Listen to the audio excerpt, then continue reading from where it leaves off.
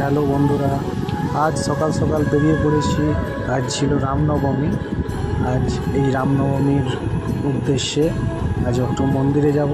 দেখতেই পাচ্ছ সারা রাস্তা জুড়ে কত সুন্দর পতাকা লাগিয়েছে, খুব সুন্দর। কাল রাত্রি থেকে পুরো কাজ চলছিল, খুব সুন্দর লাগছে। দেখুন ওই যে ক্লক টাওয়ারের কাছাকাছি যেসব এরিয়া বা জায়গাগুলো রয়েছে প্রত্যেকটা জায়গাতেই পতাকা লাগিয়েছে।